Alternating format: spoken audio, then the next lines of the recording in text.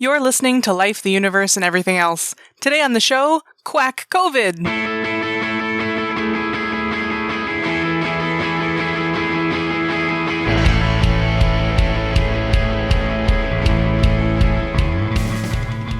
Life, the Universe, and Everything Else explores the intersection of science and society. If you have questions or comments about the show, or you'd like to suggest a topic, you can find us on Twitter or Facebook, or send us an email at lueepodcast@winnipegskeptics.com. Show notes and references can be found at lueepodcast.com.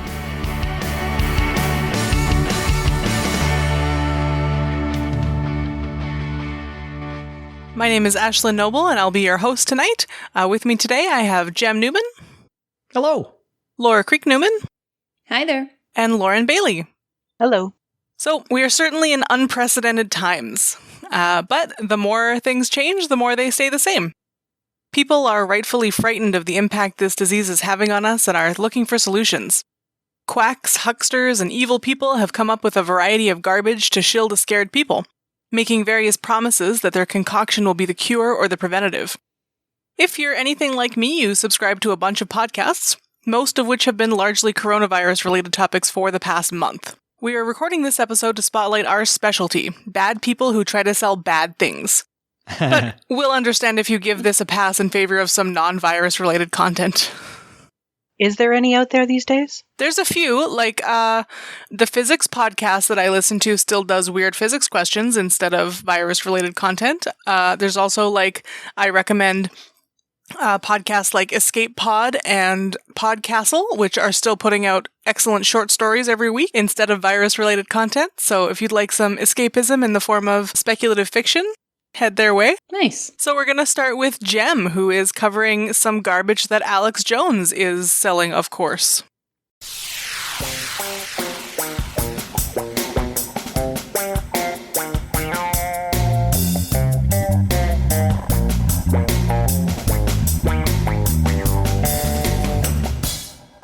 So I'll start with a primer on Alex Jones for the uninitiated, if there are any in our listenership. Alex Jones is a Texas-based radio host responsible for both InfoWars and Prison Planet. He is best known for endorsing every conspiracy theory under the sun, and doing it at the top of his lungs, red-faced and shouting in his unmistakable cigarette and whiskey voice. Including contradictory ones. Yes, absolutely. And we'll get into that very shortly. First, you all know Alex Jones. How old would you guess he is? 60? Uh-huh. I know the answer, so I can't say. I don't know. I'm real bad at guessing. 55. Yeah, that's about what I thought. That's what I thought, too. He is 46. No! He was born in 1974, making him not that much older than us. So his anti-aging shit is not working. No. Anything but. For quite a while, Alex Jones was largely seen as a kind of a harmless kook. You know, he was always ranting, but he was ranting about, fluoride and weather weapons and accusing NASA of faking the moon landings and making numerous appearances on Art Bell's Coast to Coast AM alongside the likes of Sylvia Browne, Richard Hoagland, and Giorgio Tsoukalos. You know, it seemed, to me anyway, from a distance, that people didn't take him too seriously. But Jones is also extremely right-wing and a close ally of Donald Trump, describing himself at various times as a libertarian and a paleoconservative. And with the rise of Trump and the conspiratorial mindset that Trump is all too happy to stoke, it seems to me that folks are starting to wonder whether the political content of Jones's rants about FEMA death camps might actually be, less of a laughing matter and more a bit of a problem. I'll start with a few highlights before we get specific. Jones insists that global warming is an invention of the World Bank designed to control the global economy by instituting a carbon tax, and was one of the promoters of the Pizzagate conspiracy theory. While he did accuse the Bush administration of staging the September 11th attacks, Jones also maintains that the Oklahoma City bombing was a false flag operation and was involved in several lawsuits with the parents of children killed in the Sandy Hook Elementary shooting, which he claimed was a hoax. He promotes the completely fabricated connection between vaccines and autism, and regularly invites Mike Adams, the self-styled health ranger from Natural News, onto his show to hawk all manner of harmful quackery. I hate that guy so much. Yeah. Jones has claimed that the government is, and I quote, putting chemicals in the water to turn the friggin' frogs gay, and has endorsed baseless white genocide conspiracy theories most popular with literal Nazis. There is, of course, a method to this particular madness. Stoking people's fears and playing into their frequently racist conspiracy theories is incredibly lucrative for someone who just so happens to run an online store that sells all manner of tinfoil hat prepper garbage. From brain force pills to tactical wall clocks to buckets of freeze-dried shelf-stable food, which are, it should be noted, notorious in prepper circles for being inexplicably expensive and of very low quality. What is a tactical wall clock? Yeah, that's what I'm wondering. You can, like, hide ammo and shit in it. Oh my god. It's $120, and it's an incredibly cheap clock with a face that pops off. Oh my god. All right. Okay, if you're in a situation where you need ammo really quickly, hold on a second, let me go over to my clock isn't going to go over so well. Oh my god, he's going for the clock! Quick! Okay, now we need some sort of, like, really bad parody film called What Time Is It, Mr. Wolf? And we're all set. So, of course, it should come as no surprise to anyone that Jones is capitalizing on worries surrounding the novel coronavirus.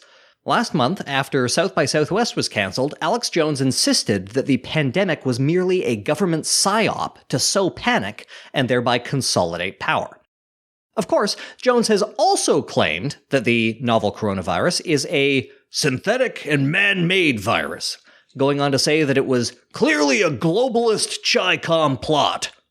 Of course, expecting any kind of internal consistency from a conspiracy theorist is a recipe for disappointment, as I believe Ashlyn brought up earlier.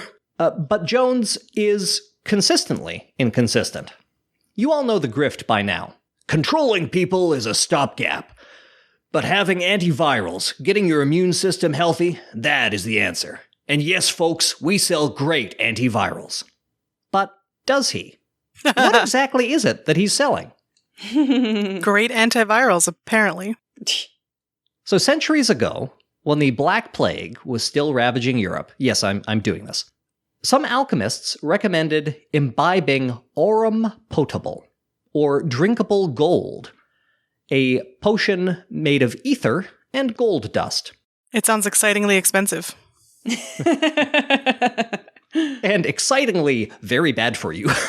What? Yeah, drinking ether? Not so good for you, it turns out.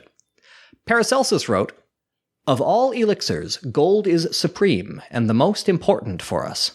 Gold can keep the body indestructible. Drinkable gold will cure all illness. It renews and restores." Did it work? Of course not. Contemporary medical texts describe an auric fever brought on by administration of potable gold. I will quote the British Medical Journal. "This fever was accompanied by profuse sweats, a very abundant flow of urine, gastrointestinal irritation, kidney damage, and other toxic effects." Now, Alex Jones is not selling potable gold, but he is selling exactly the next best thing. He's selling colloidal silver. But first, some physics. Does anyone know what a colloid is? Oh, I used to know this definition. I don't remember. Is it just a suspension? Yeah, pretty much. Okay. A colloidal suspension is a mixture consisting of one substance microscopically dispersed in a fluid, where the dispersed substance does not settle out of the fluid over time, so it remains suspended. Typically, you'll see some scattering as well if you shoot light through it, but not always. Right. Colloids are distinguished from solutions in that solutions share a single phase with their solutes, while colloidal suspensions constitute two distinct phases, and the suspended particles are not required to actually be soluble. Milk, for example, is a colloidal suspension of hydrophobic butterfat globules in a water-based solution. Cellular cytoplasm is also technically a colloid. That is, of course, way more detail than is strictly relevant for my segment, but it's my segment, goddammit. Colloidal silver is a suspension of microscopic silver particles in a liquid medium. Silver isn't actually an essential nutrient in humans. It doesn't do anything for us, but it's been a common quack cure since the early 20th century, with proponents claiming that it will cure anything from tuberculosis to diabetes, cancer to AIDS. While silver does have antimicrobial properties when applied topically, and it is used in medical devices and wound dressings, there is no evidence that colloidal silver is effective at preventing or treating any medical condition at all, and whenever it's been studied for this purposes, the results have been negative. For more than 20 years, retailers have been banned by the FDA from making therapeutic or preventative claims for colloidal silver. But Alex Jones is a libertarian, and like any good libertarian, he objects strongly to the government getting in the way of his parting marks from their money. On InfoWars, Jones was selling several fraudulent coronavirus cures, including the Super Silver Immune Gargle and the Super Blue Nano Silver Toothpaste, fluoride-free, of course, which Jones claimed kills the whole SARS corona family at point-blank range. Sidebar: even if colloidal silver did anything at all to prevent COVID-19, which, of course, it does not, it's unclear how a toothpaste that presumably you're not even supposed to swallow would help. Yeah. I guess the idea is that it's a topical antimicrobial agent, or antiviral agent, I guess. Viri aren't microbes. So it would theoretically inactivate any viri that happened to be in your mouth at the time, but haven't yet been taken into your system. Right, right. It's So like, nonsense. oh, you just sneezed in front of me and I inhaled it. Wait, let me go brush my teeth now.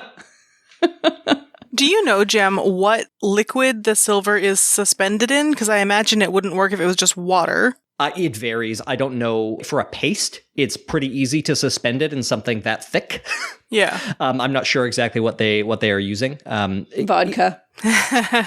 Yeah. It varies. I don't know in this particular case. There are Okay, lots of just different curious. brands.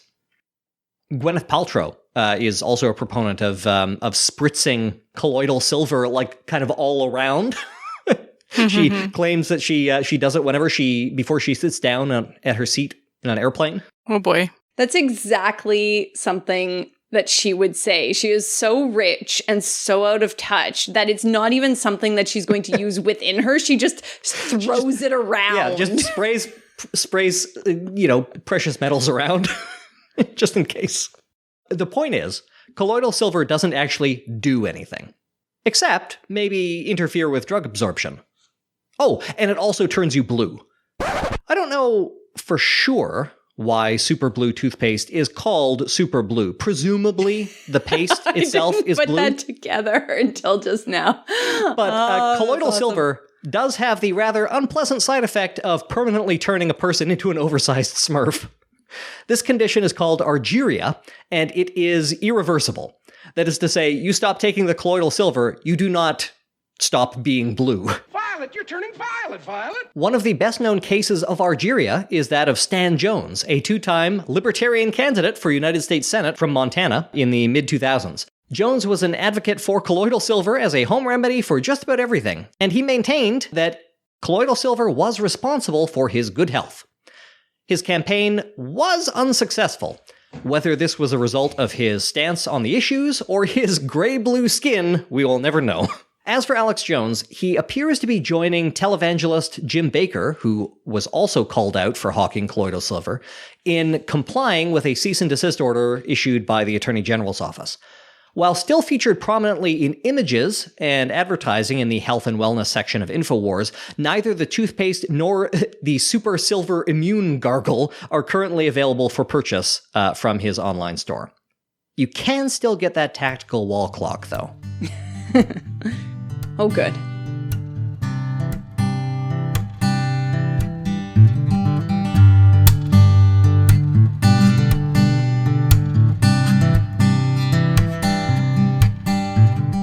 So, as always, Laura has found a nutritional angle on COVID quackery.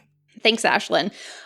I'm actually going to take a slightly different turn, or it's going to be more of a I don't even want to call it a detour because I don't know if we're actually going to end up in quite the same spot. So let's call it more of a parallel path. I approve of this type of segment. I know. I feel like I'm channeling my inner gem here. As we can imagine with the pandemic and everything that's going on, so many of the claims, especially on health and wellness websites and Insta bloggers and all these kinds of people, are things like, well, eating is so important and your nutrition is so important. So how can you use it to boost your immune system? And I want to say right off the bat that all of the major dietetic associations have put out prominent statements that have been picked up by the media and widely shared, saying that there is no food that will cure COVID or will specifically prevent it, and there is no food that can, quote unquote, boost your immune system. Good nutrition is still important, and do what you can, but they've come out very strongly against that, and I applaud that. They're very quick to do that. Even echinacea? Even echinacea. Well, that's one I didn't actually look into. So I'm going to keep things very edible here and very much in your pantry. So what I thought I would talk about is a couple of things that always come up when it comes to illnesses. So it's not coronavirus specific, but it is things that don't seem to die. So first I'm going to talk about vitamin C, and then I'm going to talk a little bit about garlic. So first up is vitamin C. Now, I think most of you probably heard in your youths, take vitamin C so that you don't get sick, or if you are sick or something like that. My mother still says that to me occasionally. It's a thing. It's out there. It's Both just of my out parents there. too. Yeah. And it's hard because I don't want to say it's entirely untrue, but I will get to that very quickly. We've all heard of vitamin C, but what is it? Another name for it is ascorbic acid. So it is a part of our fruits and vegetables. It's primarily available in plants. It's very tiny amounts in animal foods there. And it is a vitamin, which means that it's essential. We need it to be healthy, and our bodies can't make it, so we must get it through food. Its role in our bodies is multifactorial. What it is, it's an antioxidant. It's one of the primary antioxidants in our bodies. And because it's such a great antioxidant, it's used in a lot of redox equations for all sorts of different things in our bodies. One of its biggest roles in our bodies is in collagen synthesis. So aside from our bones, collagen is the major structural component of our bodies. And pretty much every body tissue has collagen in it. And vitamin C is indispensable for making high quality collagen. So if anybody's ever heard of scurvy, which a lot of people have, pretty much everybody, that's the name of the disease when you have vitamin C deficiency. And a lot of the symptoms of scurvy make sense when you think about it in terms of collagen. Scurvy, you get things like weakness and pain and injuries and bleeding gums and things like this because your tissues aren't strong. Your collagen isn't strong enough. Anyway, that's a bit of a side piece, but it's important to think about vitamin C's role there.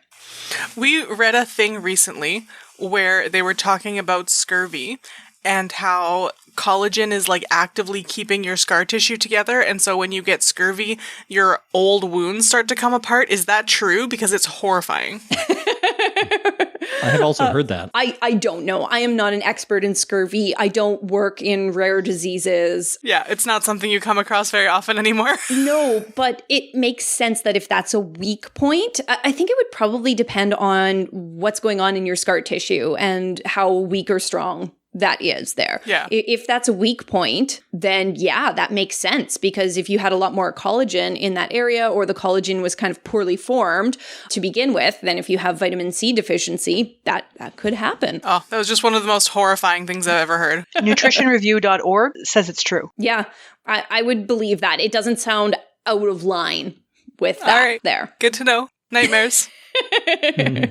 So we can understand vitamin C is really important, but where does the immune connection come in? Not only is vitamin C really important in collagen, but we find that it plays a really important role in some of our immune-related cells, particularly in our neutrophils. So neutrophils are one of the first line of our body's innate immune system. They hang out along the lining of the respiratory tract and along the lining of the gut and things like that. And they're one of the big cell responders when there's an invading pathogen of some kind.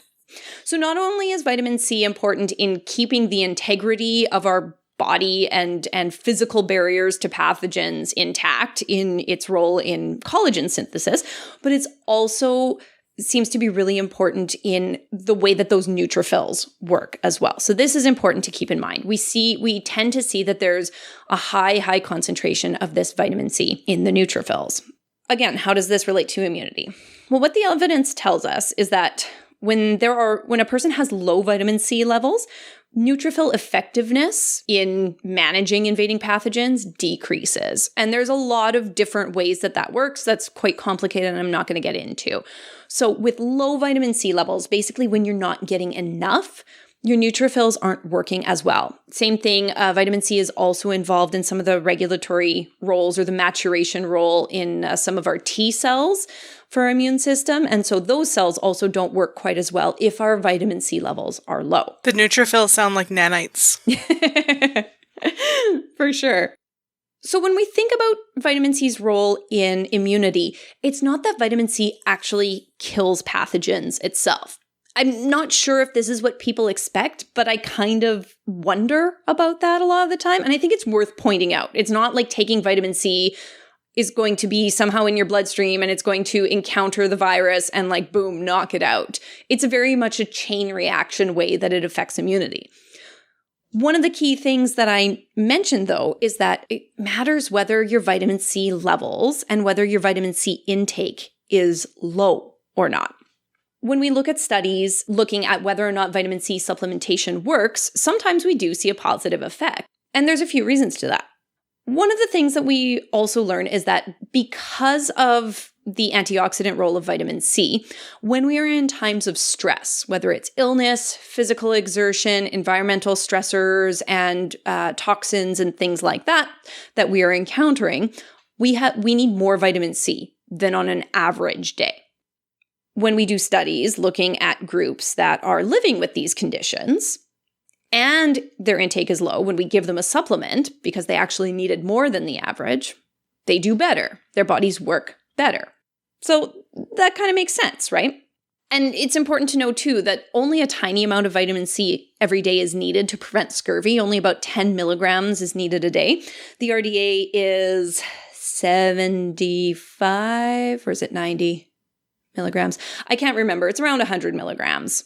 It's way more than 10 anyway. Way more than 10, right? And so it's one of those things that a tiny amount will prevent the disease, but we actually need more than that. And that's assuming that we're doing really well. It's not assuming that we're trying to deal with any other stressors or something else. And how much vitamin C is in like an orange? 100 milligrams. Okay. Right? If you have a couple servings of high vitamin C fruit a day or several servings of vitamin C fruit and vegetables every day, you'll easily hit the RDA. It's not a hard thing to do.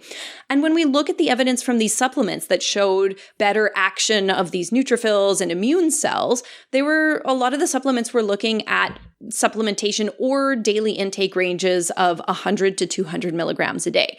So again, this is very doable through diet, and I would say through even a typical well-balanced diet. So it's not huge, it's not magic, it's just eating well. Where we need to keep in mind, though, is that, again, this is if our levels are low. When we look at what happens when things are going okay and we are already eating a lot, the picture gets a little bit different. Because it doesn't mean that just because a small amount to get to a threshold is good, that way more than that is necessarily better. That's not how bodies and vitamins work. People tend to think more is better with a lot of things, but our bodies can only use so much in a day. And while we don't necessarily know the exact amount that any given person needs, for sure, or that the general population needs in a given day, we can get a picture that after a certain amount, it's not going to be effective anymore. Vitamin C is a water-soluble vitamin, which means that our body has limited storage capacity from it. So if you take high doses, you just pee out most of what you don't need. And that's important to know, too. So just taking more and more and more isn't actually going to make an effect. And if you weren't getting enough and you start taking some vitamin C, and now your neutrophils are working better, it's because you weren't getting enough in the first place, not because the vitamin C is magic, right? You basically just brought yourself back up to where you should have been. But it doesn't mean that more vitamin C than that is going to make them work twice as well at preventing whatever it is. Like you're just getting yourself up to where you ought to be. And that's it. There's a cap to that. But at least if it's water soluble, it's not going to be toxic, right? Vitamin C is generally pretty safe. It's one of the safer vitamins there. There's some evidence that for people who have pre-existing kidney stones, it may increase the risk of developing new kidney stones. It tends to cause gastrointestinal side effects if you're taking large amounts of it. So you might want to be careful with that. Isn't there a ton of vitamin C in cranberry juice? There is some, yeah. Okay, I just think that's funny. Keep in mind, though, that most of the vitamin C that you get in any juice, because juices that we consume are pasteurized, most of the naturally occurring vitamin C will be denatured, and then they resupplement it with vitamin C. They add it back in? Yeah.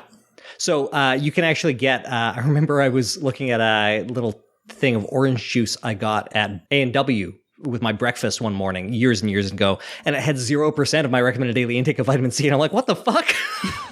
But it was because it was pasteurized and they hadn't bothered to supplement it. Another reason that it seems like vitamin C supplements may work is that people who naturally have weaker immune systems are also the most likely to have low vitamin C levels. So the very young and the very old tend to have weaker immune systems. For young people, they're just not developed enough. For older people, as we age, like most of our body systems, they don't work so well anymore. Especially for older people, their diets tend to be less varied and much lower in vitamin C. So they've got a bit of a double whammy there. So when we look at studies of hospitalized patients, for example, who are given vitamin C, they tend to get better faster, probably because they tended to have really low levels to begin with. So we don't know what would happen if we had supplemented them to get up to a good baseline or made sure that they had a really high vitamin C diet and then given them more vitamin C, right? Like it's just really equalizing things. So it's not like they're actually getting healthier. It's just they were at a disadvantage. Is it also partly like that people who can afford to supplement vitamin C can also afford more other things in life that might make them less prone to being sick? Well, we can't rule that out. Sure. The evidence that I looked at wasn't looking at that per se, but that goes along with the picture with a lot of these things there. I mean, one of the big reasons that older adults tend to have lower quality diets is because a lot of them are living on really, really low incomes and have much more limited access to foods. So that makes sense. It's always worth keeping in mind.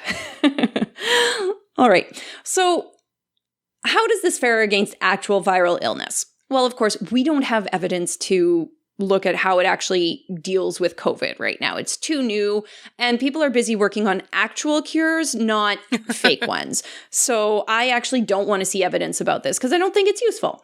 The closest evidence we have is for how vitamin C helps prevent or treat the common cold. And there's a Cochrane review on this. That was a very helpful resource here. It's important to point out that while we call it the common cold, it's usually considered to be more than 200 different viruses, 30 to 50% of which are rhinoviruses. So, of course, COVID is a form of a coronavirus. Notably, coronavirus is responsible for about 20% of colds that we experience, but we're not talking about COVID here. We're just talking about regular cold. But really, it's the closest thing we have. When we look at the evidence for groups that are regularly supplemented with vitamin C, there was no fewer colds in the general population. The only group that had fewer colds when they regularly took vitamin C supplements were people who did extreme athletic endeavors. We're talking like military officers who live and train in the Arctic for 6 months a year. That kind of extreme physical exertion. I don't think that really qualifies for the general public, for the most part. So for the average person, taking vitamin C every day isn't going to prevent a future cold. There's some limited evidence that it may reduce the length of the cold in the general population. So a cold on average will last 7 to 10 days. And the regular supplementation will reduce it by 8 to 14%. So if your cold was going to last 7 days, you could reduce it down to, on the low end, 6.44 days. So, you get that half day back. Or maybe just reduce it down to 6. So you might shave a day off your cold. But for the most part, you're not going to notice this. There is some hotly debated evidence around whether or not taking huge doses of vitamin C at the onset of a cold will help to reduce the length here. And again, I want to point out the vitamin C isn't going to kill the virus itself. When I say huge doses of vitamin C, I'm talking 6 to 8 grams a day. Oh. Yeah. So this is large amounts. You couldn't do this through food alone. The studies, there was a lot of mixed evidence. Most of the research was done back in the 70s, but there was some updates in the 90s and that there. But really, really inconclusive evidence for that. And again, you're looking at shortening the cold by a day or two. It's not like you take it and the next day it's gone or anything miraculous like that. So the Cochrane Review recommended that regular supplementation to prevent colds isn't useful, although if your diet is low in vitamin C and you're in a high-risk group, it might be worth it. So relating to COVID, when you look at diet lists of immune-boosting foods, foods high in vitamin C are one of the first things that you see on there. And I'm all for eating those foods. Even though we live in a developed nation here in Canada and we have access to a ton of high vitamin C foods year round, even right now, there's lots of them on the store shelves, a lot of people aren't getting enough vitamin C, and it's because of our diet patterns. So on the whole, if you can, do as much as you can to get those vitamin C foods. Not because they're magic, because they'll just be getting your body to work as best as possible. You might still get sick, but at least you did what you could. So now I'm going to switch over to garlic a little bit. This one never goes away. In fact, one of its claims to fame is that it's been around for ages. It's been around for millennia for treating things. And as we all know, that is very clear data on its effectiveness, right? I remember when I was a kid, my stepmother would, whenever there was an illness, would make like this really like garlicky, like absurd, like delicious garlic soup. It was just like a garlic soup to get everybody back on their feet. This was before she started, looking into Ayurveda, or maybe it's traditional Chinese medicine. It's TCM that says that garlic is not a good thing to eat because it's some sort of nonsense. It's hot. She's off garlic now. Yeah, it's a hot food or something. But yeah, I've heard this, is what I'm saying. I didn't mean to kill your momentum. I was wondering where you were going with this. Okay. I'm just going to mention this one really quickly because, like I said, it just never goes away. The fact that it's quote unquote natural, has been used for a very long time, and it's closely tied with folklore. And of course, it's pungent by nature. We tend to associate things that are pungent as having a strong action, whether that's true or not. So all of these attributes make garlic the perfect, easy answer to this new and fear-inducing health concern that we all have. Of course, if it can make you clear out your nose and feel like you can breathe a little easier, it must be doing something, right? That's the thought with it. When it comes to garlic and immunity, it has some of the same sort of effects as vitamin C. There's a few active compounds. One of the biggest ones that's looked at is allicin, which is a compound that's created when raw garlic is crushed or sliced. And that's said to be a bit of an anti-inflammatory and, again, increase the activation of certain different immune regulatory cells and things like that. So that's where garlic and the immune system connection comes in. A lot of the evidence we have around this, though, is, of course, in cell cultures and in rodent models, but not a whole lot in humans. So while we can learn from this, we can't make conclusions. How allicin works in a petri dish with some liver cells is very different than how it works when you pop a few whole cloves of raw garlic to see what happens there. There's actually so little evidence for things that there aren't even really reviews on how it actually works for people. I'm going to go back to how it works on the common cold. The Cochrane Review tried to do a review of it, but they were only able to find one study that met their criteria. Everything else was too low quality.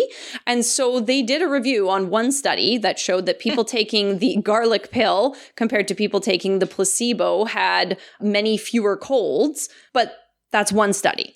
That's it. And that has to be really hard to do a placebo on because you can tell if you've taken one of those garlic pills. Right. And they did note that at least four more people in the garlic group compared to placebo commented that they could taste something. And so who knows how many more figured it out. Mm-hmm. So looking at the evidence for the common cold, We have a tiny amount of evidence that needs to be taken with a huge grain of salt. So if you like garlic, eat garlic. Is it going to prevent COVID? Absolutely not. Don't stop eating it, but it's not going to keep you healthy. And finally, I want to end on the idea of an immune-boosting diet.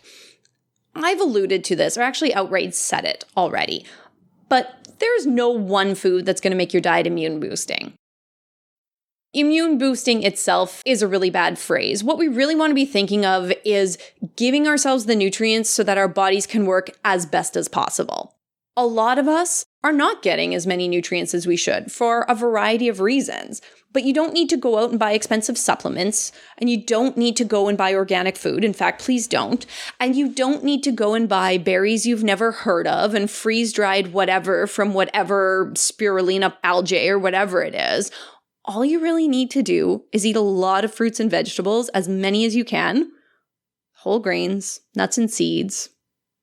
These are the things that are going to give you those nutrients that actually do provide your immune system with the building blocks that they need to work as best as possible. If you can't afford these kinds of things, first of all, that sucks. And second of all, you do the best that you can. But that's really what an immune boosting diet is. It's the regular foods that are normal and just try to eat them. Don't go for any of the woo-woo stuff. There's no tea, there's no whatever that's going to detoxify or immune blast that COVID out of you.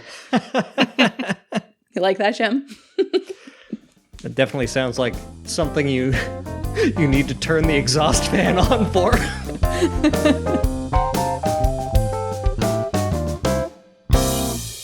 All right, thanks, Laura. So Lauren took a local look at some ridiculous things that are being touted here and ended up on a herbal tea kick. Well, it's tasty. It is tasty. So we'll start locally. On March 18, 2020, a local Winnipeg acupuncturist sent out an email to his clients promoting a blend of 6 herbs that, taken over a 6-day period as a tea, would prevent their contracting COVID-19. Luckily, he had this blend available for $60 in his acupuncture clinic. Sometimes experience is more important than science, the acupuncturist was quoted. Ugh. After being caught by an undercover CBC reporter, the clinic walked back its message, saying, "Please don't misunderstand the Chinese herbal tea benefits. For prevention, most important is to keep social distance, hand wash, self-isolation, wear masks, gloves, eye goggles as needed." So if this was 6 herbs over 10 days, was he giving you like 60 pounds for $60? That's a ridiculous price for herbs. I think it was just like not even that much. I think it was like 1 cup of tea a day. Like for 10 $60. tea bags? Yeah. Oh. Jeez. That is a lot of money. And that was only the local example. But from there, I did a quick Google of herb tea to prevent COVID, and it gives over 4 million hits on Google. Yes, I know. So I took a slight sampling to let you know. Did you know that matcha green tea contains both quercetin and epigallocin gallate, which is EGCG? Am I saying those right, Laura? Yeah. Yeah. And both are known to prevent the coronavirus enzyme from attacking your cell membrane. Oh, It is known. It is known. The site on which I found this info, of course, is selling a premium blend of matcha tea, as well as both online and in-person classes for how to best use it for health benefits. That particular site is based out of Sydney, Australia, but we have several closer to home that are still offering herbal blends as of mid-April. So this was an article dated April 7. Yikes. At least 3 herbalist or Eastern medicine practices in Richmond, BC, so in the Canadian hot zone, are offering what sounds like the same herbal tea blend that the Winnipeg clinic was busted for in March, and they're using a similar pitch line. It's kind of scary. All of these practices claimed that doctors who traveled to Wuhan in the early days of the virus all took this tea blend, and none of them contracted the virus. yeah, I'm sure that's what happened. Yeah. In Wuhan, a quote falsely attributed to Dr. Li Wenliang, who brought the novel coronavirus to the public's attention. This quote has been circulating in the social media. The false quote is, "Who would have known that a simple cup of tea would be the solution to this virus?" While tea, along with chocolate and coffee, contains xanthines, and methylxanthines are drugs derived from xanthines which are used to treat respiratory issues, there is no truth to the rumor that the doctor was researching tea or its COVID-19 stopping properties, of which it has none. Mm-hmm. In India, cow urine and dung have long been used as cure-alls. A company called Cowpathy, so, cow homeopathy, sells both cow dung soap and an alcohol-free hand sanitizer made from, quote, distilled cow urine obtained from indigenous cows. Absolutely not. No. Oh my God. So horrifying. They've been selling the sanitizer since 2018, but they are currently out of stock and are limiting the purchase quantity per customer when the product does become available. Oh, no. Oh, Lord. Like, you can only hope that there's actually somehow a bit of either alcohol or ammonia that's in there that's actually killing stuff. It's alcohol-free hand sanitizer, so maybe it's ammonia? Maybe? Well, it's pee, so ammonia, yeah. Oh, God. I don't know what it smells like. I'm not ordering a sample. God. It's not herbal tea based. At least at this point, they aren't telling you to drink cow urine. But Well, you don't know what kind of tea they fed the cow. Yeah. That's right. You got to filter it through the cow first. Ugh. Ethnobotanists associated with people indigenous to North America have brought to light several shysters and or hucksters who claim that traditional native herbalist knowledge can cure or prevent coronaviruses. Rosalind Lapierre, PhD, who is Blackfoot Métis, and an award-winning Indigenous writer, ethnobotanist, and environmental activist, reminds people that, quote, before we share that new post telling us that drinking herbal tea cures COVID-19, consider that sharing misinformation about Indigenous knowledge on social media, especially anything that claims it can prevent, treat, or cure COVID-19, is dangerous. It amounts to traditional knowledge malpractice. While there are cultural components to a lot of these herbal remedies, I don't want to seem like I am picking on cultures that are different than my own. You get herbal cures and preventions touted on lifestyle guru sites and spouted by known bad actors who have already been mentioned on this episode. That's our cultural heritage, right? Yeah. Oh, God. Vapid white people. Ugh. For a lot of people who last took a science class several years ago, viruses can be terrifying, especially on this global scale. And also terrifying is the fact that effective remedies take time to develop and test, and time is what we need right now, which is why we're all staying in our homes. As we've said over and over in this episode, there's no current vaccine or cure for COVID-19. Not turmeric, not basil, not a mix of 6 secret herbs and spices. Or 11. Wait. Did KFC have it all along? He must have. If that was the cure, we're all going to the meat store. The same site that gave me the cowpathy, they're claiming that COVID-19 was brought on because people eat meat and everybody should go vegetarian. And yes, people should go vegetarian, but it won't prevent this virus. Yeah. Big yikes. Remember that no matter how many people posted on Facebook, don't gargle or swallow essential oils to cure yourself of the virus. Or cow urine, either. Or cow urine. Yeah. Just stay away from cow urine. There's also that bizarre one going around that I've seen, is very popular, about if you take a sip of salt water every 20 minutes, you'll wash the virus down into your stomach where it will be destroyed. Oh, yeah. Such bullshit, but I've seen people share it like it's some groundbreaking thing. Yeah, and people are saying that another, with the herbal teas, it's, the hot kills the virus as well. And are we heading back to the 4 humors? Again, because science is scary for some people. Or just non-existent in their world. They forget that we actually have a system for figuring things out. Or they don't want to accept that it's messy, and so I will take the easy answer. Yeah. People are looking for quick and easy cures. Right. And we are expecting more things quickly. We are expecting everything to be solved. And that's not happening in this case. And we just have to wait. Yeah, we're not accustomed to that. Listen to the WHO, wash your damn hands, and don't spend your money on anything that seems too good to be true.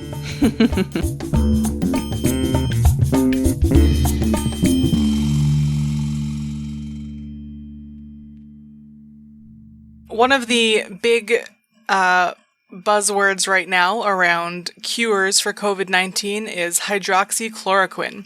So hydroxychloroquine and straight up chloroquine are synthetic variations of quinine, an herbal remedy derived from the bark of the cinchona tree. Please don't at me if I'm pronouncing any of these things incorrectly. I've only read them.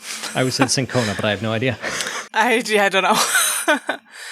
Quinine has been used to treat malaria for a super long time, maybe one of the oldest medicines that we know about. Hydroxychloroquine, the later variant, is less toxic, it has fewer drug interactions and side effects. And because it's an approved drug for several conditions, it's easily prescribed by physicians, and it has been relatively easy for people who have heard it touted by certain politicians and media outlets to get a hold of it. Hydroxychloroquine kills viruses, including SARS-CoV-2, in vitro. However, it has been tested in earlier outbreaks of various diseases, because, like I said, it's been around for 80 years now, and it has failed to eradicate the flu virus or SARS in any living being. Yeah. So, again, promising results in vitro, nothing every in time real I hear life. of an in vitro study, I shouldn't dismiss it, but I kind of do. I'm just like, talk to me when there's real life things involved. Yeah. Like, oh, that's a good first step. You know what also kills a virus in a petri dish? A flamethrower. Won't work in a real person. I mean, the virus will be dead, but so will the person. So with hydroxychloroquine, the most likely benefit from the drug in people is the drug's ability to deal with inflammation. One of HCQS's main uses today is to treat autoimmune disorders such as lupus and rheumatoid arthritis by helping to tamp down inflammation. So rather than directly killing the virus, that might be what some of the promising studies are seeing, is just that it helps with the inflammation. COVID-19's deadliest symptom is the extreme inflammation of the lungs, which leads to an inability of the body to efficiently complete oxygen exchange. So if we can get that inflammation down to a reasonable level, oxygen exchange can happen more easily, and that might help people recover. Of course, hydroxychloroquine is a drug that does real things, and so, of course, it also has side effects, some of which are extremely serious. Reports are starting to pile up that one part of COVID-19's disease course is cardiac complications, and one of HCQS's main side effects is a possibility of irregular heartbeat that can be fatal. So, not an ideal double whammy. Dr. Andre Khalil, Director of Transplant Infectious Diseases at the University of Nebraska, says, "If we don't do randomized controlled trials, if we just give these drugs to people just because they are sick, a lot of people may end up being killed by this drug because of the side effects, and we'll never know it because we'll think they died from COVID-19. Other serious side effects include eye and vision problems, especially with higher doses or long-term use. Changes in hearing and intense nausea are also possible. So people who are on this drug for lupus or rheumatoid arthritis have to get very regular hearing and vision tests, and also get tested for cardiac toxicity. It's not something to be played with lightly. In addition to prescribing HCQS to patients who have tested positive for COVID-19, some people are touting it as a prophylactic treatment, with no evidence to support that claim, although trials are underway. As Boston emergency physician Jeremy Faust explained in a tweet, patients with lupus, arthritis, other conditions are already on hydroxychloroquine, and we are diagnosing them with COVID-19. This means that people who are dosing themselves with hydroxychloroquine, hoping to prevent infection, are instead putting themselves at risk of cardiovascular and eye damage and other serious side effects in exchange for no known benefit. Chloroquine and hydroxychloroquine have major drug interactions with other medicines that can put a person at even greater risk of an abnormal heart rhythm. For example, a commonly used antibiotic, azithromycin, is also being investigated for a possible benefit in treating COVID-19, but it has a known major drug interaction with chloroquine and hydroxychloroquine. The two drugs are being investigated together and have shown promise in some small studies and poor results in others. So maybe they work great together, maybe they're killing people, we have no idea. Not a great reason to go and Two great tastes put them together. that either taste great together or kill you. Right. So even as a last resort, not a great idea. Of course, one of the reasons that talk about hydroxychloroquine as a possible treatment has exploded in recent weeks is Trump. Trump has repeatedly touted hydroxychloroquine and encouraged its use in treatment. Quote, "Hydroxychloroquine and azithromycin taken together have a real chance to be one of the biggest game changers in the history of medicine," he tweeted on March 21st. After being told by many people, including experts in their field, that it was unproven and dangerous advice, remember, the two drugs are known to have interactions that can give you fatal cardiac issues, he bloviated on at an April 4th briefing. I hope they use the hydroxychloroquine. I hope they use it because I tell you what do you have to lose? So one of the big effects of Trump's comments, other than people going out in droves to buy this stuff, are the disproportionate amount of research that is now being put into a drug that isn't any more likely than several other options to do any good. Before the president's tweet, roughly 1 in 10 trials studied hydroxychloroquine as an intervention. Afterwards, 1 in 3 new trials involved hydroxychloroquine. Catherine Sally-Radke at the University of Maryland, Baltimore County, who has specialized in antiviral drugs for 3 decades, expressed concerns that the new wave of clinical trials are placing hydroxychloroquine as too high a priority. Quote, if we've put all of our eggs into this one basket, and then in 3 weeks or 5 weeks or 6 weeks or however long until we come out of this, it's shown that this indeed doesn't cure COVID and nothing else is being done, we're now behind the 8 ball again. Dr. David Boulwar of the University of Minnesota is currently running 3 clinical trials into the drug's effect on COVID-19, including 2 on prophylactic uses. Boulwar said that he is less concerned about an abundance of hydroxychloroquine trials, obviously, he's running 3 of them, than he is about reduced participation in trials. He says it's possible that people will opt not to participate in well-designed randomized trials because they can get hydroxychloroquine outside of a trial instead and not face a 50% chance of receiving a placebo. So because it's so easy to get, people aren't going to want to go into the trial if there's a chance they might not get the drug. And indeed, part of the article was talking about how he can't get enough people to go into the study. He couldn't directly comment, but they were using the database that said, yeah, he was supposed to be done recruiting for this, and he has like 1,000 of 6,000 participants. So it's not going as well as he had hoped. So maybe you're going to touch on this, but where did this even come from? Where did it pop up? And does Trump have a major stake in a pharmaceutical company that makes this? Because that's usually why he does anything. Yeah, not as far as I'm aware. I think that, so there was one very small study in France, I think, that found that it was effective, again, paired with azithromycin. But it was a pretty bad study. And other studies have had 4 of the participants out of 11 had to drop out for other reasons. And so the studies are just, because we're working with what we have, right? They're not good. So I think he just saw this one study and he didn't fixated on it. Well, he heard about it. And he's fixated on it. And of course, anytime anybody tells him he's wrong, he doubles down. Yeah. That is my theory. Okay. All right. So, of course, disproportionate research dollars are not the only consequences of Trump's remarks. A couple from Arizona, after hearing President Trump's comments about the drug, took an aquarium version of chloroquine phosphate, which is designed to clean tanks and is not pharmaceutical grade. Oh, no. So this was a husband and wife, and the wife says, I had it in the house because I used to have koi fish. I saw it sitting on the back shelf and thought, hey, isn't that the stuff they're talking about on TV?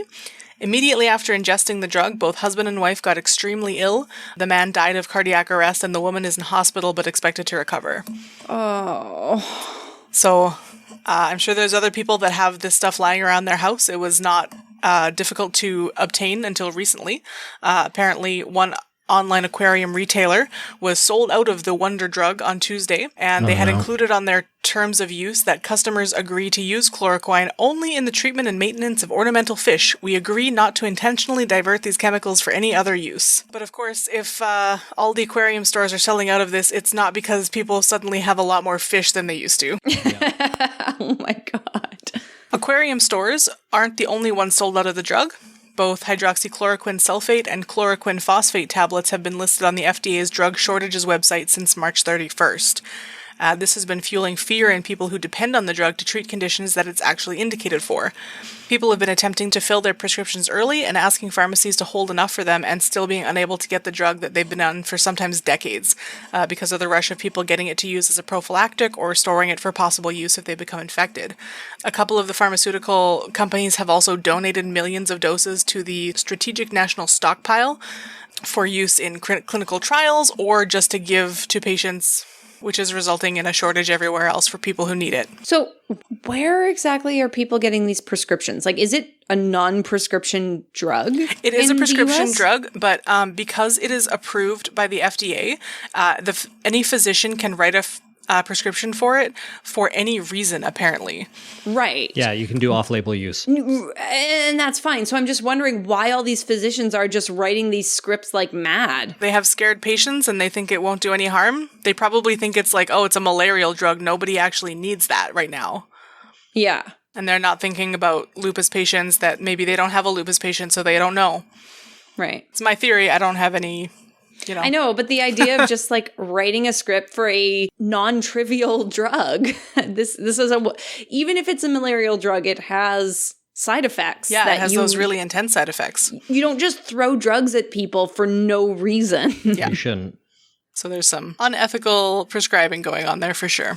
There is a little bit of good news for folks in the US anyway. The FDA has approved new manufacturers of HCQS, which the new manufacturers, there will only be allowed to produce the drug for people with uncomplicated malaria, lupus, or rheumatoid arthritis, and they will not allow these drugs to be used for COVID-19, either prophylactic or for sick people. I have no idea how that is enforced, but that is the text of the thing anyway.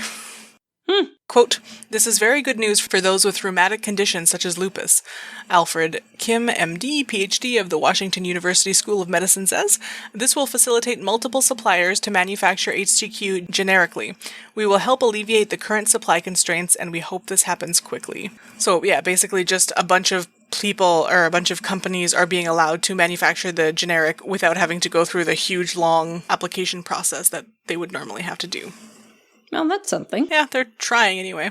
Rachel Bystrzycki, an infectious disease doctor at the University of California, San Francisco, says that patients and providers alike hope for a cure for COVID-19, but skepticism of anyone who says they have one for this new pathogen is crucial. As with many viral infections, the cornerstone of treatment remains supportive care, such as breathing assistance if needed. "Beware of anyone who says they have a totally effective cure for a new disease," she said, "and remember that most people will get better on their own with supportive care." Anyone have anything to add before we go to our post segment? Now is not the time to start a diet. I'm just going to throw that out there.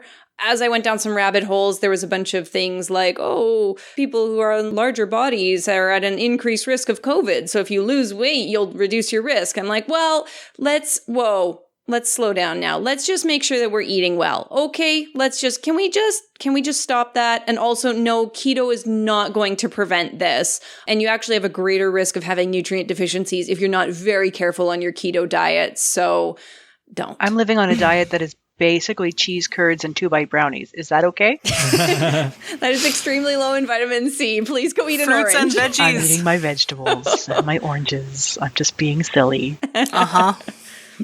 But I do like the cheese curds and brownie part of it. That sounds delicious. Our grocery list is just brownies and cheese. Brownies and cheese. Yeah, exactly. Luckily, Lauren is not in charge of the actual grocery shopping. No, because apparently I'm now 5 years old. I had heard, getting back to Trump, I had heard that he did have some financial stake in hydroxychloroquine, but I did look it up, and it is rated as mostly false by Snopes. Apparently, there are some family trusts that have minor investments in some companies, but it's not anything major and not anything that Trump would. You probably wouldn't have known about it. Yeah, it is much more likely that he just had somebody mention this, and because he is who he is, he just decided that was the thing, because the last person who said anything to him is just the expert on the subject. Yeah, or he saw it on Fox and Friends or something. Yeah. Did you want to tell your story about Huxley, Jim? Oh, yeah. So we are enjoying our quarantine. We're letting the kids go out and play in the front yard and like that. We just got both the kids razor scooters, and they're having all sorts of fun. We're maintaining our distance from other people. The streets are pretty deserted, but trying to get the kids outside and exercising and like that. We usually let them both kind of run around in the front without too much direct supervision. But Huxley, who is 3 years old, did run out of the yard the other day. And by the time I caught him, he was at the naturopathic clinic down the block, rubbing his hands all over the door handle. And I don't know if there is an optimal coronavirus vector, but that's got to be pretty close. So that was not ideal. Truly horrifying. I think this probably would be a good time to segue into our What Have We Been Enjoying segment, though. Yeah. What have you been enjoying, Jem? I hear there's one thing. Yeah, my time has been pretty constrained. I've been working a lot lately. Laura and I are both working full-time still. Me from home, Laura sometimes from home. And I actually had been working on a government project, been kind of contracted out to work on something called Help Next Door MB, which you can find at helpnextdoormb.ca. It's like a volunteer matching platform. So far, the platform has proven very helpful in providing assistance to people who need somebody to run errands or check in on a relative or something when they're under quarantine. So I'm very, very grateful to have been able to help out building that platform. I was 1/4 of the dev team, or closer to 1/2 of the dev team now. However, that project was 6 days from blue sky to in production. So there's been a lot of work. However, I have found in this time one thing that has provided me some enjoyment, aside from my family and my wonderful family time. And that has been, I have discovered the musical Hadestown. Have any of you folks listened to this at all? I know Laura's been subjected to it. I have heard of it, but I haven't managed to listen to it. It's the story of Orpheus and Eurydice, but with a modernish twist. The underworld is depicted like a company town, and the music has a heavy Zydeco influence, which is really cool. It is my new go-to baking and cooking music, and if you're into musicals, I'd definitely give it a listen. It's lots of fun. Cool. What have you been enjoying, Lauren? I've been enjoying working from home. I've actually my mental health is much better. Not having to go into the office every day, not having to use the transit system every day. I'm feeling much better, even though I'm working the same hours. That's great. That's good. Also, I've been reading Moby Dick, mostly to look for any sort of queer subtext. And that's it. That's what I've been doing. Ashlyn and Dave got me into Gloomhaven because their normal 4th player can't make it over because of quarantine, so I've been drafted. Come here, play a rogue. You know how to do that. Okay, I guess if I have nothing else to do. What have you been enjoying, Laura? Nothing. No. I don't know, I should say stuff like the baking I've been doing and that, but quite honestly, being at home with our family, only us for 24 hours a day, constantly is tiring. And it's a lot. Yeah, it is more of everything. There is less work and less help and less community and less of all of the things that made life kind of a little bit easier or just took some of the strain off. And it is all on us. And I have not had a lot of time for a lot of other things. So, I don't know. I certainly feel for you folks having to work all the time and also be expected to be a teacher and keep your children entertained constantly. Like, it's too much for anybody. It is too much. And not to mention that they also are feeling a huge disruption in their routines. Yeah.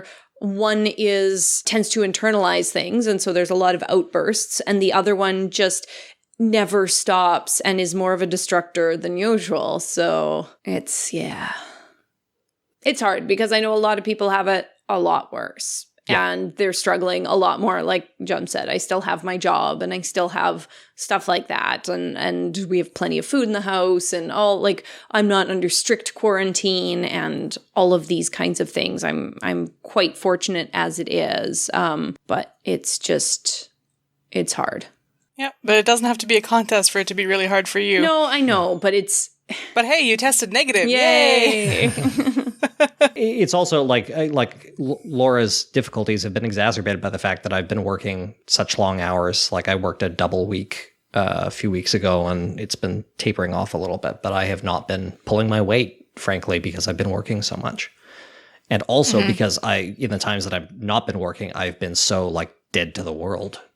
Because I'm so tired. Yeah. You see kind of the two extremes on the internet. Like if you're not learning a new craft or figuring something out and becoming super productive during this quarantine, then you didn't actually lack the time, you lacked the motivation or whatever. And then the opposite, which is like just existing right now is really freaking hard. Yeah. So good for you for getting through it. And I'm absolutely team B. And it goes back to like it could be worse. But I've been hearing a lot of people talk about, because I still listen to podcasts and like that. Podcast listenership has been down, I assume because nobody has commutes anymore or very few people. But Yeah. I've been hearing people talk about like what they're doing during quarantine and all the Netflix they're watching and like that. And, you know, like I've caught myself thinking, oh, must be nice a few times. And that's wrong for so many reasons.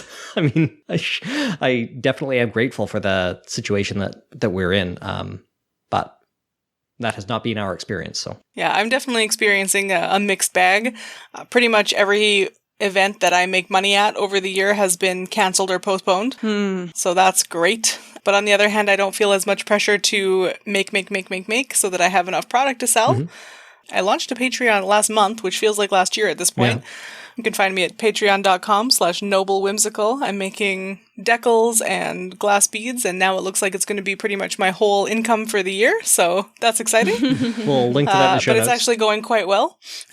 So it's really nice to be seeing both people that I know supporting my work and people that I have no idea who they are signing up to get beads from me every month. That's really cool. And in between making stuff for my patrons, I have been playing so much Gloomhaven. Is that what you've been enjoying this month? Yeah. I was going to talk about, I think that our husband Dave is the extrovert of our family. And I think that playing Gloomhaven for 4 to 12 hours a day is keeping him sane while we keep him at home. So it has been both nice to play so much game and also exhausting. But yes, I am one of those people who has a lot of time on my hands. But it's nice to have my family at home and not be worried about them. When they were still having to go to work, when things were starting to get serious, I was very stressed out. So yeah, ups and downs in this new COVID life, but we're making through. Oh, I also loved playing Jackbox with you guys the other day. That was great, and we should do that more. I love those games. They're such a riot. Yeah, let's do that again. I decided to sleep instead, so I apologize for not joining. It was a day where I was having a very bad mental health day, and I'm just like, I am going to sleep in bed for 20 hours now. Thank you. That is just fine. Yeah. Sometimes you But just we will need play to do more that. games in the future. Exactly. Anyone have any final notes? No, I don't think so. Nope. All right, good night, everybody. Thanks for joining us. Good night. Good night. Good We'll night. see you next month. Oh yeah, what are we talking about next month, Jem? Yeah, almost got away with it. I was waiting for it. So I've been going back and forth between two different potential topics. One was COVID-19 conspiracy theories, but you know, I feel like that's a lot of COVID content, especially for a podcast that comes out only monthly. And you know, people want to escape. Don't believe the conspiracy theories. They're balderdash. Instead, I think we're gonna do another quiz show. Ooh, Nice. I'm excited. Yeah, I have been missing our weekly trivia night. Oh, me too. All right, we'll get back to it. And thanks for joining me, everybody. Good night. Good night. Hosting, Ashlyn. Good night.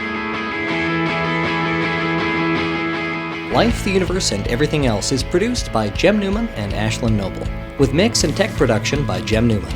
If you want to support the show, the best way to do that is with a review on Apple Podcasts or Stitcher, or by sharing an episode with a friend. Original music is produced by Ian James, and this episode was edited by Lauren Bailey.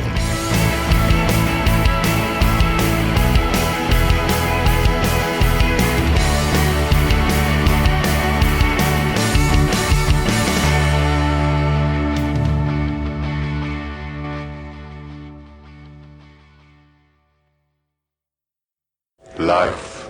Don't talk to me about life. Sorry, cats are the worst. Oh my god. If we don't have an outtake of Jem saying cats are the worst, can we still call ourselves LUEE? Cats are the best.